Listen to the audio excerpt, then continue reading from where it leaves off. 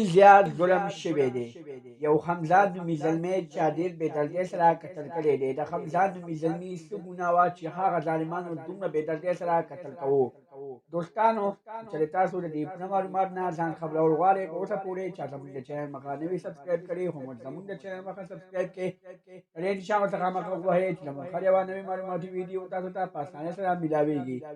دوستانو دا واقعه د ضلع چارسده په تورنزو بازار کې رامخته شوې ده چې د حمزه نومي هلک د تورنزو بازار کې یو د کپړو دوکانو د به خپله حقه حلاله مزدوري کوله خپل مور او پلار له به پیسې ورکولې. دوستانو چا دغه مزدورۍ ته پرې نه خوستو او د خپل مور او پلار زړګی زوی یې ولا ډېر بېدردۍ سره قتل کو. دوستانو حمزه نومي زلمی په دغه وخت کې په دوکان کې ناست یو. دوکان کې خپل ګاهک سره خبرې کولې چې یو څو ظالمان راغلل په حمزه نومي زلمي باندې فایرینګ وکړو او بیا وتښتېدل. دوستانو د تورنزو په غټ بازار کې دغه درې ظالمان په موټرسایکل باندې راځي په حمزه باندې فایرینګ کوي او بیا تښتي. دا پلین دی دا حمزه ته پلین شاټ شوی دی خو دا اخر څه چل شوی دی. دوستانو د دې باره کې پولیسو خپل تفتیش شروع کړی دی. ډېر ژر به پولیس هغه ځای ته ورورسي چې کوم ځای دا حمزه قتل شوی دی.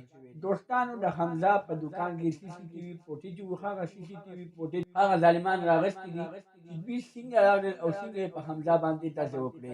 دوستانو دغه ټول حقیقت راښکاره شوی دی او حمزه نومي زلمی ډېر بېدردۍ سره قتل شوی دی.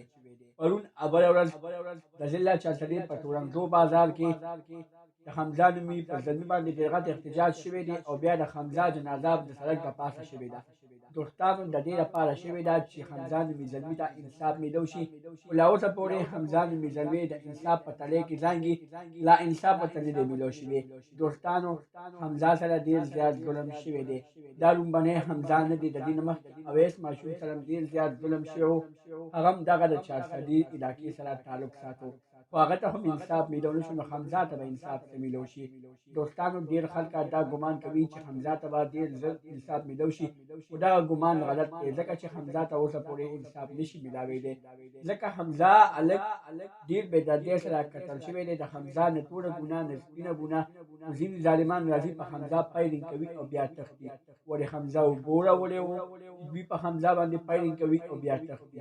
نه دوستانو حمزه هم د چا بچی و د چا د زړه ټوکره وه خو چا ظالمانو ډېر بېدردۍ سره قتل. دا وه زموږ نننۍ ویډیو که زموږ دا ویډیو خوښه شوې وي زموږ د چینل مخه سبسکرایب کړئ تر دې نښان ورڅخه مخه ووهئ زموږ هر یوه نوې معلوماتي ویډیو تاسو ته په اسانۍ سره میلاویږي. والسلام.